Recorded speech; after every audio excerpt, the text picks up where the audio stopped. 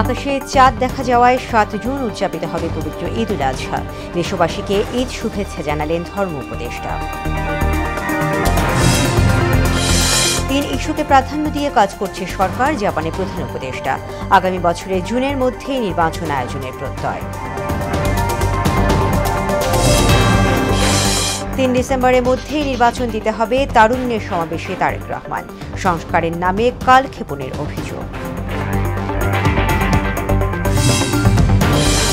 এবং প্রধান উপদেষ্টা দেশে ফেরার পর অধ্যাদেশ বাতিলের বিষয়ে সিদ্ধান্ত, দাবি আদায়ে কর্মকর্তা কর্মচারীদের নতুন কর্মসূচি ঘোষণা।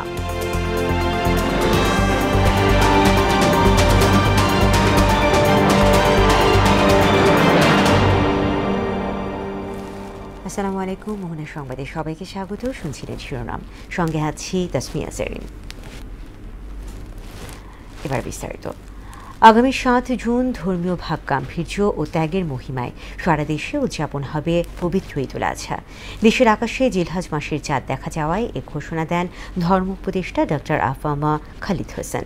সন্ধ্যায় উপদেষ্টার সভাপতিত্বে ইসলামিক ফাউন্ডেশনের সভাকক্ষে জাতীয় চাঁদ দেখা কমিটির সভায় এ সিদ্ধান্ত হয়। সভায় আবহাওয়া অধিদপ্তর, সারা দেশের জেলা প্রশাসন এবং ইসলামিক ফাউন্ডেশনের মাঠ পর্যায়ের কার্যালয় থেকে প্রাপ্ত তথ্য উপাত্ত পর্যালোচনা করে চাঁদ দেখা যাওয়ার বিষয়টি নিশ্চিত করা হয়। আগামী 10 জিলহজ 1440 হিজরি, 24 জ্যৈষ্ঠ 1432 বঙ্গাব্দ, 7 জুন 2025 খ্রিস্টাব্দ শনিবার সারা দেশে পবিত্র ঈদ উল আজহা উদযাপিত হবে। যে কোনো পরিস্থিতিতে আগামী বছরের জুনের মধ্যে বাংলাদেশে সাধারণ নির্বাচন অনুষ্ঠিত হবে বলে জানিয়েছেন প্রধান উপদেষ্টা প্রফেসর মোহাম্মদ ইউনূস। টোকিওর ইম্পেরিয়াল হোটেলে জাপানের সাবেক প্রধানমন্ত্রী তারো আসোর সঙ্গে বৈঠকে তিনি এই অঙ্গীকার পুনর্ব্যক্ত করেন। প্রধান উপদেষ্টা বলেন, অন্তর্বর্তী সরকার 3টি মূল ক্ষেত্রকে অগ্রাধিকার দিয়ে কাজ করছে। সেগুলো হলো সংস্কার, হত্যাকারীদের বিচার এবং একটি সাধারণ নির্বাচন। আগের সরকার দেশের প্রতিটি প্রতিষ্ঠানকে ধ্বংস করে দিয়েছে বলে অভিযোগ করেন প্রফেসর ইউনূস। জবাবে বাংলাদেশকে রাজনৈতিক স্থিতিশীলতার দিকে নিয়ে যাওয়ার জন্য প্রফেসর ইউনূসকে ধন্যবাদ জানান তারো আসো। বৈঠক শেষে এক ব্রিফিংয়ে এসব কথা জানান প্রধান উপদেষ্টা প্রেস সচিব শফিকুল আলম। তো তারো আসোর নেতৃত্বে এসে যে আলাপগুলো হয়, পুরো আলাপটার ফোকাসটা ছিল হলো বাংলাদেশের যে জুলাই পরবর্তী যে অভূতপূর্ব যে চেঞ্জ এসছে সেটার ছিল হলো মূল ডিসকাশন পয়েন্ট। এখানে পলিটিক্যাল স্ট্যাবিলিটির কথা আসে। প্রফেসর ইউনূস বলেছেন যে বাংলাদেশ এখন অনেকটাই পলিটিক্যালি স্ট্যাবল একটা দেশ, এবং যার ফলে আপনারা দেখেছেন যে ফরেন ডাইরেক্ট ইনভেস্টমেন্ট আসছে। জাপানের তরফ থেকে তারো আসো বলেছেন যে জাপান আরও বাংলাদেশে ইনভেস্টমেন্ট করতে চায়। নির্বাচনী অন্তর্বর্তী সরকার টালবাহানা করছে অভিযোগ করে বিএনপির ভারপ্রাপ্ত চেয়ারম্যান তারেক রহমান বলেছেন, সংস্কারের নামে সময় ক্ষেপণের আড়ালে সরকারের ভিন্ন উদ্দেশ্য রয়েছে। রাজধানীর নয়াপল্টনে বিএনপির কেন্দ্রীয় কার্যালয়ের সামনে তারুণ্যের সমাবেশে ডিসেম্বরের মধ্যে নির্বাচন দিতে অন্তর্বর্তী সরকারের প্রতি আহ্বানও জানান তিনি। আর জনতার ঐক্যে ফাটল ধরানোর চেষ্টা চলছে দাবি করে সবাইকে সজাগ থাকার আহ্বান জানালেন দলের সিনিয়র নেতারা। আরও জানাচ্ছেন হুমায়ুন কবির। ঢাকা বিভাগীয় তারুণ্যের রাজনৈতিক অধিকার প্রতিষ্ঠা সমাবেশে অংশ নেন রাজধানী ছাড়াও ঢাকা, সিলেট, ফরিদপুর ও ময়মনসিংহ বিভাগের যুবদল, স্বেচ্ছাসেবক দল ও ছাত্রদলের লাখো তরুণ। এতে অন্তর্বর্তী সরকারের কর্মকাণ্ডের সমালোচনা করেন দলের স্থায়ী কমিটির সদস্যরা। অভিযোগ করেন, ঐক্যে ফাটল ধরানোর মাধ্যমে ফ্যাসিবাদ পুনরুত্থানের চেষ্টা চলছে। ফ্যাসিবাদ বিরোধী জাতীয় ঐক্য যেটা সৃষ্টি হয়েছিল, সেই জাতীয় ঐক্যে ফাটল ধরানোর চেষ্টা লক্ষ্য করছে। সংস্কারের বিষয়ে ঐক্যমত না হয়ে থাকে, সেই সংস্কার করবে বাংলাদেশের জনগণ। এই সরকার যদি এইভাবে চালায়, আরো আওয়ামী লীগ যা ক্ষতি করেছে তার থেকে অনেক বেশি ক্ষতি হয়ে যাবে। ভোটের অধিকার প্রতিষ্ঠা করার জন্য, দেশে গণতন্ত্র পুনঃপ্রতিষ্ঠা করার জন্য এখন পর্যন্ত কোনো পদক্ষেপ নেয় নাই। একটি সুষ্ঠু নিরপেক্ষ নির্বাচন, যে নির্বাচন যত শীঘ্র সম্ভব দিতে হবে। সমাবেশে লন্ডন থেকে ভার্চুয়ালি অংশ নেন বিএনপির ভারপ্রাপ্ত চেয়ারম্যান তারেক রহমান। তরুণ ও যুব সমাজকে কর্মমুখী শিক্ষার পাশাপাশি প্রান্তিক জনগোষ্ঠীকে স্বাবলম্বী করতে বিভিন্ন পরিকল্পনার কথা তুলে ধরেন তিনি। এই সময় বিশ্ব বাজারের সঙ্গে দক্ষতা এবং যোগ্যতার প্রতিযোগিতায় টিকে থাকতে হলে অবশ্যই তথ্য প্রযুক্তি এবং কারিগরি শিক্ষায় দক্ষতা অর্জনের কোনোই বিকল্প নেই এবং সে কারণে আমরা একটি নির্দিষ্ট বয়স থেকে তরুণ প্রজন্মকে নৈতিক এবং কর্মমুখী শিক্ষায় প্রশিক্ষিত করে গড়ে তুলতে চাই।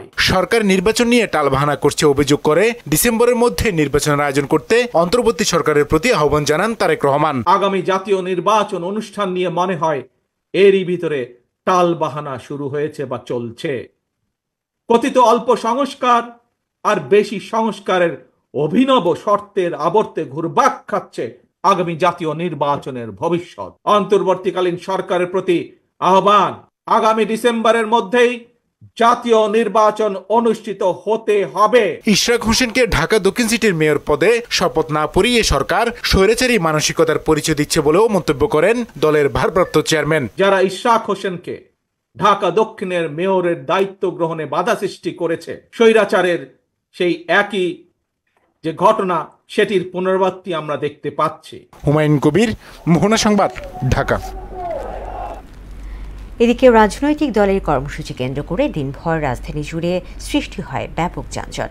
এতে স্থবির হয়ে পড়ে রাজধানী ঢাকা। রাস্তায় যান চলাচল অনেকটা থেমে যায়। যে কোনো কর্মদিবসে রাজধানীতে সকালের দিকে যানজট বেশি থাকলেও আজ তা মাত্রা ছাড়িয়ে যায়।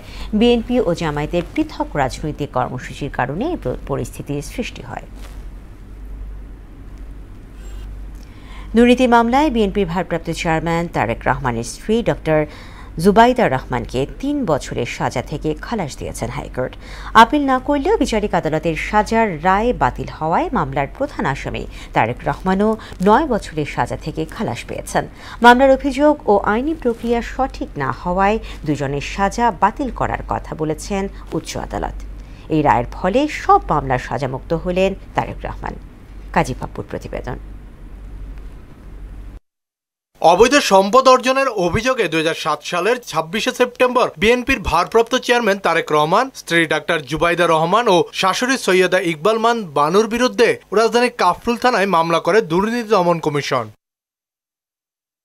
2023 সালের 2 আগস্ট তারেক রহমানকে দুটি ধারায় 9 বছর এবং স্ত্রী জুবাইদা রহমানকে 3 বছরের কারাদণ্ড দেন ঢাকা মহানগর বিশেষ জজ আদালত। রায়ে তারেক রহমানকে 3 কোটি ও জুবাইদা রহমানকে 35 লাখ টাকা অর্থদণ্ড করা হয়। দীর্ঘ 17 বছর পর গেল 6 মে দেশে ফেরেন জুবাইদা রহমান। 3 বছরের সাজা খালাস চেয়ে আপিল করলে 587 দিনের বিলম্ব মার্জনা করে আপিল গ্রহণ করেন উচ্চ আদালত। ওই আপিলের ওপর 2 কার্যদিবস শুনানি শেষে বুধবার বিচারপতি মোহাম্মদ খায়রুজ্জামানের একক হাইকোর্ট বেঞ্চ জুবাইদা রহমানকে খালাস প্রদান করেন। মামলার অভিযোগ প্রমাণিত না হওয়ায় তারেক রহমানও 9 বছরের দণ্ড থেকে খালাস পেয়েছেন। আমরা এই মামলা যথাযথভাবে কোর্টে উপস্থাপন করতে পেরেছি এবং রায়ে নির্দোষ সাব্যস্তে বেগম জুবাইদা রহমান এবং ওনার স্বামী মিস্টার তারেক রহমান খালাস হয়েছেন। আমরা আল্লাহর দরবারে আবারও শুকরিয়া জানাই। যদি মামলা এজ এ হোল দেখা যায় যে কারো বিরুদ্ধে প্রমাণ হয় নাই, সেক্ষেত্রে যারা আপিল করতে পারেননি তাদেরকেও আপনারা এইটার বেনিফিট, এই একুইটারের বেনিফিট তাকেও আপনারা দিতে পারেন। 2007 সালে করা দুদকের মামলাটি আইনের সঠিক প্রক্রিয়া হয়নি, তাই সাজা টেকেনি বলে জানিয়েছেন দুদকের আইনজীবী। ডেট অফ অকারেন্স দেখাচ্ছে 82 সাল থেকে। 82 সালে তারেক রহমান বা তার ওয়াইফ দুজনেই আমার ধারণা যে স্কুল স্টুডেন্ট ছিল। তো সম্পদের মামলা স্কুল স্টুডেন্টদের বিরুদ্ধে এটা একটা গোড়ায় গলদ করে ফেলেছে। আমরা হচ্ছে প্যানেল লয়ার, আমরা মতামত জানাবো কমিশনকে। কমিশন টেক ডিসিশন যে তারা আপিল করবে কি করবে না। 21শে আগস্ট গ্র্যান্ড হামলা মামলা, Zia orphanage trust, Zia charitable trust, অর্থ পাচার ও অবৈধ সম্পদ অর্জনের মামলায় অন্য আসামিদের আপিল মঞ্জুর এবং সাজা বাতিল হয়। সব মামলার সাজা থেকে মুক্ত হলেন বিএনপির ভারপ্রাপ্ত চেয়ারম্যান তারেক রহমান। নন অ্যাপিলিং অ্যাকিউজ যারা, তাদের সবাইকে আপনার একুইটাল দেওয়া হয়েছে। কাজী পাপ্পু, মোহনা সংবাদ, ঢাকা। কারামুক্ত হলেন জামায়াত নেতা এটিএম আজহারুল ইসলাম। বাংলাদেশ মেডিকেল বিশ্ববিদ্যালয় হাসপাতালের প্রিজন সেল থেকে বের হয়ে শাহবাগ মোড়ে আয়োজিত এক জনসভায় যোগ দেন তিনি। বলেন, এতদিন ন্যায় বিচার ছিল না, এখন প্রমাণিত হয়েছে তার বিরুদ্ধে সব অভিযোগ মিথ্যা। এ সময় বাংলাদেশ জামায়াতে ইসলামীর আমির শফিকুর রহমান দেশ ও জাতির স্বার্থে সবাইকে ঐক্যবদ্ধ থাকার আহ্বান জানান। MR আসাদের রিপোর্ট। মঙ্গলবার রাতে সব আইনি প্রক্রিয়া শেষ হওয়ায় অপেক্ষা ছিল শুধু মুক্তি পাওয়ার। বুধবার সকাল 9:30টায় বাংলাদেশ মেডিকেল বিশ্ববিদ্যালয় হাসপাতালের প্রিজন সেল থেকে বেরিয়ে শাহবাগ মোড়ে সমাবেশে যোগ দেন ATM আজহারুল ইসলাম। সমাবেশ মঞ্চে দাঁড়িয়ে নিজেকে স্বাধীন মুক্ত উল্লেখ করে বাকি জীবন দলীয় নেতাকর্মীদের সঙ্গে কাটানোর অঙ্গীকার করেন। এতদিন ন্যায় বিচার ছিল না, আদালতকে ব্যবহার করা হয়েছে।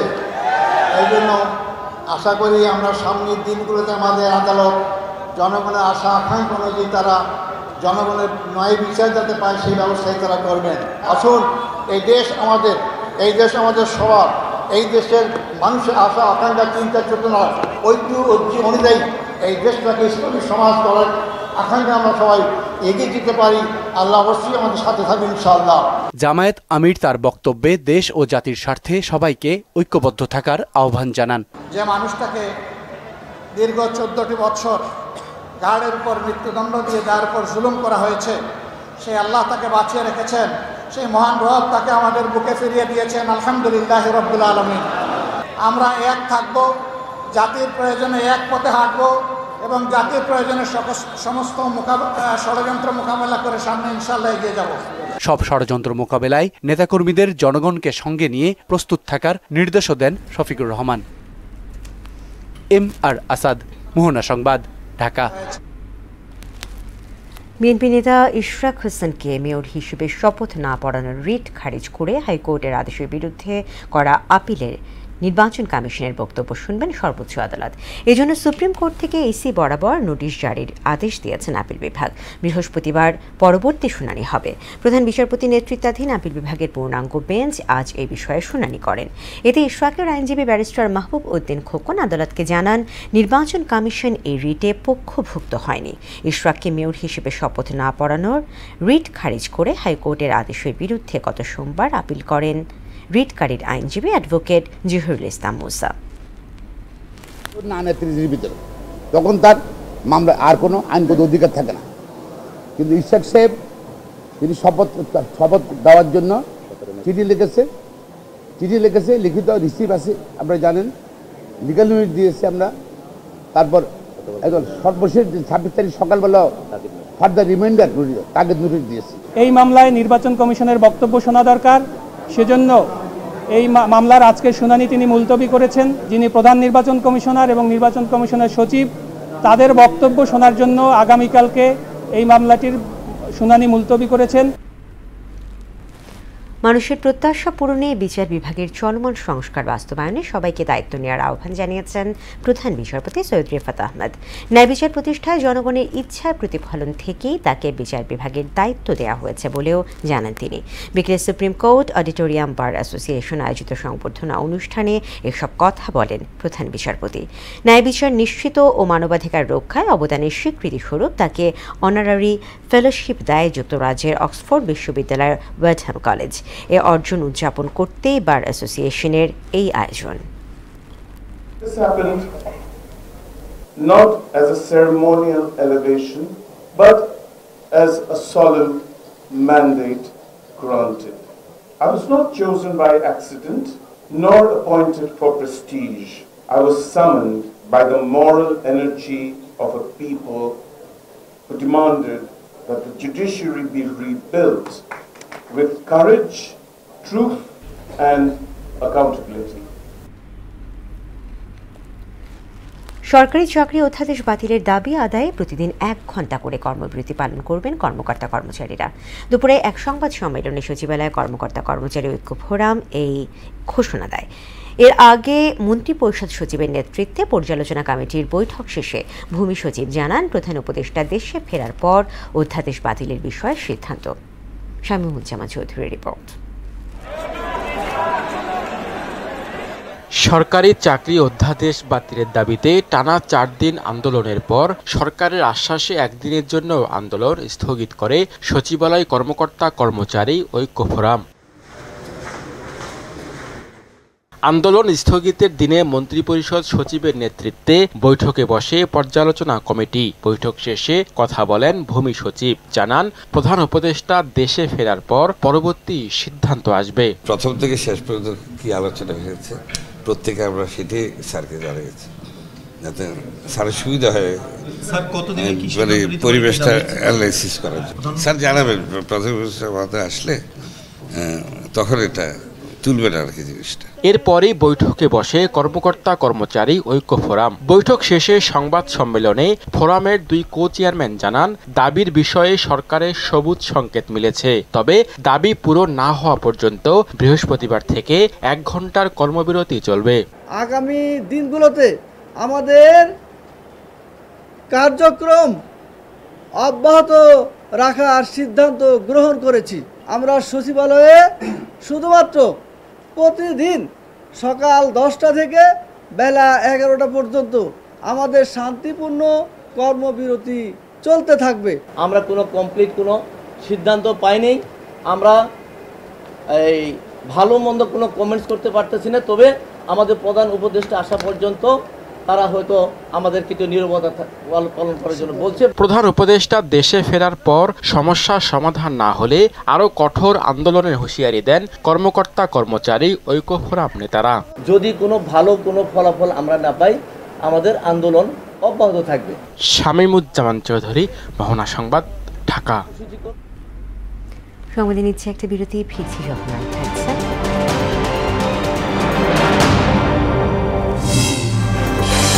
ফিলিস্তিনকে স্বাধীন রাষ্ট্রের স্বীকৃতির শর্তে ইসরায়েলকে স্বীকৃতি দিতে রাজি ইন্দোনেশিয়া। পুতিনের সমালোচনা করায় ট্রাম্পকে বিশ্বযুদ্ধের হুমকি। এবং সিঙ্গাপুরের বিপক্ষে বাফুফের 26 সদস্যের দল ঘোষণা। হামজা শামিতের সঙ্গে স্কোয়াডে আছেন ফাহমিদুল।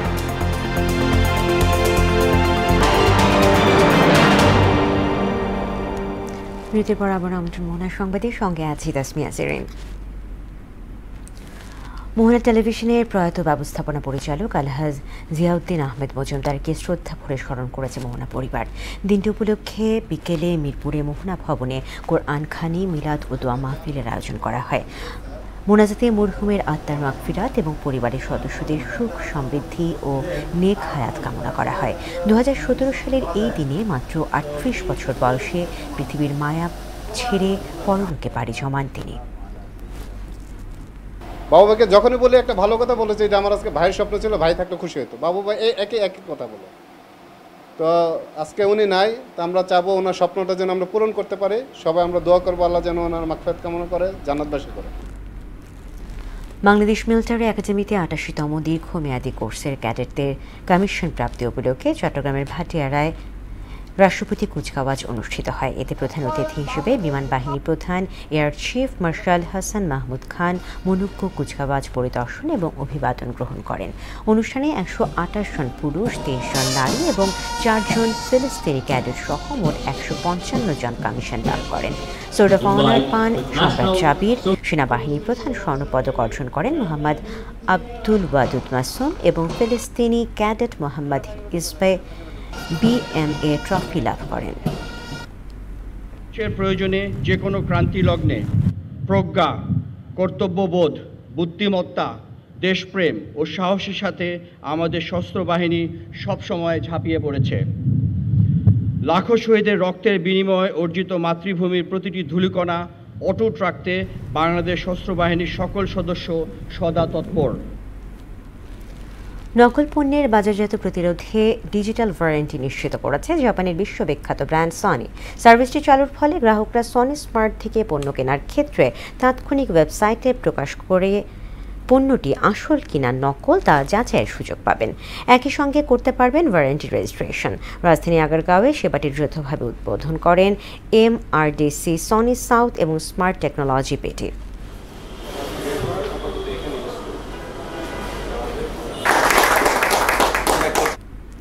দেশের শীর্ষস্থানীয় শিল্প গ্রুপ আরএফএল এর ইলেকট্রনিক্স ব্র্যান্ড ভিশন আয়োজন করেছে money back guarantee offer campaign. এই অফারের আওতায় ক্রেতারা এয়ার কন্ডিশনার কেনার 1 মাসের মধ্যে যদি পণ্যটি নিয়ে সন্তুষ্ট না হন তবে তারা পুরো টাকা ফেরত পাবেন। গ্রাহক আস্থা অর্জনে এই উদ্যোগ শুধু ভিশন এসেই নিয়েছে। দুপুরে রাজধানী গুলশানে একটি হোটেলে এক অনুষ্ঠানের মাধ্যমে ক্যাম্পেইনের উদ্বোধন করেন আরএফএল এর ব্যবস্থাপনা পরিচালক RN পাল। এ সময় ভিশনের সব পণ্যই আন্তর্জাতিক মান বজায় রেখে তৈরি হয় বলে জানান তিনি। আন্তর্জাতিক প্রসঙ্গ, গাজায় এক সাংবাদিকের বাড়িতে হামলা চালিয়ে 8 ফিলিস্তিনিকে হত্যা করেছে ইসরায়েলি সেনারা। বুধবার দিনভর এ হামলায় কমপক্ষে 28 জন নিহত হয়েছে। এদিকে ইন্দোনেশিয়া ইসরায়েলকে কূটনৈতিকভাবে স্বীকৃতি দিতে প্রস্তুত বলে জানিয়েছেন দেশটির প্রেসিডেন্ট প্রবায়ো সুবিয়ান্তো। তবে শর্ত হিসেবে ইসরায়েলকে অবশ্যই ফিলিস্তিনকে স্বাধীন রাষ্ট্র হিসেবে স্বীকৃতি দিতে হবে বলে জানান তিনি। অন্যদিকে পাকিস্তানের উত্তর পূর্ব ও মধ্যাঞ্চলে ঝড় ও বজ্রপাতের কারণে অন্তত 10 জন নিহত এবং 43 জন আহত হয়েছে। বিস্তারিত কাজী শাহরিনের ডেস্ক রিপোর্ট। গাজায় থামছেই না ইসরায়েলি সেনাদের নৃশংসতা। উত্তরাঞ্চলে সাংবাদিক ওসামা আল আরবিদের বাড়িতে হামলা চালিয়ে কমপক্ষে 8 জনকে হত্যা করেছে তারা। এছাড়া ত্রাণ নিতে আসা ফিলিস্তিনিদের ওপরও প্রকাশ্যে গুলি চালিয়ে 3 জনকে হত্যা করা হয়েছে। এতে 46 জন আহত হয়েছে বলে জানিয়েছে সংবাদ মাধ্যম আল জাজিরা। এরই মধ্যে বুধবার ভোর থেকে সন্ধ্যা পর্যন্ত ইসরায়েলি তাণ্ডবে কমপক্ষে 36 জনের মৃত্যুর খবর জানিয়েছে স্বাস্থ্য মন্ত্রণালয়। এতে 19 মাস ধরে চলা বর্বরতায় প্রাণহানি ছাড়িয়েছে 54,000। ইসরায়েলি এই নৃশংসতাকে যুদ্ধাপরাধ বলে আখ্যা দিয়েছেন স্বয়ং ইসরায়েলের সাবেক প্রধানমন্ত্রী এহুদ ওলমার্ট। হারেটস পত্রিকার এক প্রতিবেদনে তিনি লেখেন, ইসরায়েল বর্তমানে একটি উদ্দেশ্যহীন যুদ্ধ চালিয়ে যাচ্ছে। এদিকে ফিলিস্তিনকে স্বাধীন রাষ্ট্র হিসেবে স্বীকৃতি দেওয়ার শর্তে ইন্দোনেশিয়া ইসরায়েলকে কূটনৈতিক স্বীকৃতি দিতে প্রস্তুত বলে জানিয়েছেন দেশটির প্রেসিডেন্ট প্রবায়ো সুবিয়ান্তো। বুধবার জাকার্তায় ফ্রান্সের প্রেসিডেন্ট ইমানুয়েল ম্যাক্রোর সঙ্গে এক সংবাদ সম্মেলনে এমন মন্তব্য করেন তিনি। অন্যদিকে রাশিয়ার প্রেসিডেন্ট ভ্লাদিমির পুতিনের সমালোচনা করায় যুক্তরাষ্ট্রের প্রেসিডেন্ট ডোনাল্ড ট্রাম্পকে তৃতীয় বিশ্বযুদ্ধের হুমকি দিয়েছেন সাবেক রুশ রাষ্ট্রপ্রধান ও রাশিয়ান সিকিউরিটির উপপ্রধান দিমিত্রি মেদভেদেভ। ওদিকে পাকিস্তানের উত্তর পূর্ব ও মধ্যাঞ্চলের ঝড় ও বজ্রপাতে অন্তত 10 জন নিহত ও 43 জন আহত হয়েছে। ভারী বর্ষণে সৃষ্ট আকস্মিক বন্যা ও ভূমিধসে এ হতাহতের ঘটনা ঘটে বলে এক বিবৃতিতে জানায় কর্তৃপক্ষ। কাজী শাহরিন, মোহনা সংবাদ। খেলা খবর ফুটবল। সিঙ্গাপুরের বিপক্ষে এশিয়ান কাপ বাছাই পর্বের ম্যাচকে সামনে রেখে 26 সদস্যের প্রাথমিক দল ঘোষণা করেছে বাফুফে। বিকেলে বাফুফে কার্যালয়ে স্কোয়াড ঘোষণা করেন হেড কোচ হ্যাভিয়ার কাবরেরা। সব ঠিক থাকলে বাংলাদেশের মাটিতে প্রথম ম্যাচ খেলতে হামজা চৌধুরী ঢাকায় পা রাখবেন 2 বা 3 জুন, আর 4 জুন আসার কথা সমিত সোমের। ক্যাম্পে যোগ দিতে ইতিমধ্যে বাংলাদেশে এসেছেন ইতালি প্রবাসী ফুটবলার ফাহমিদুল ইসলাম। আগামী 10 জুন জাতীয় স্টেডিয়ামে সিঙ্গাপুরের মুখোমুখি হবে বাংলাদেশ। তার আগে 4 জুন একই ভেন্যুতে ভুটানের সঙ্গে প্রস্তুতি ম্যাচ খেলবেন রাকিব মুরসালিনরা।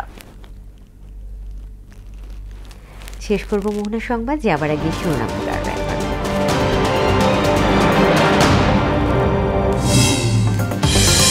আকাশে চাঁদ দেখা যাওয়ায় 7 জুন উদযাপিত হবে পবিত্র ঈদ উল আজহা। দেশবাসীকে ঈদ শুভেচ্ছা জানালেন ধর্ম উপদেষ্টা। 3 ইস্যুকে প্রাধান্য দিয়ে কাজ করছে সরকার, জাপানের প্রধান উপদেষ্টা। আগামী বছরের জুনের মধ্যে নির্বাচনের আয়োজনের প্রত্যয়। ডিসেম্বরের মধ্যে নির্বাচন দিতে হবে তারুণ্যের সমাবেশে তারেক রহমান। সংস্কারের নামে কালক্ষেপণের অভিযোগ। এবং প্রধান উপদেষ্টা দেশে ফেরার পর অধ্যাদেশ বাতিলের বিষয়ে সিদ্ধান্ত, দাবি আদায়ে কর্মকর্তা কর্মচারীদের নতুন কর্মসূচি ঘোষণা।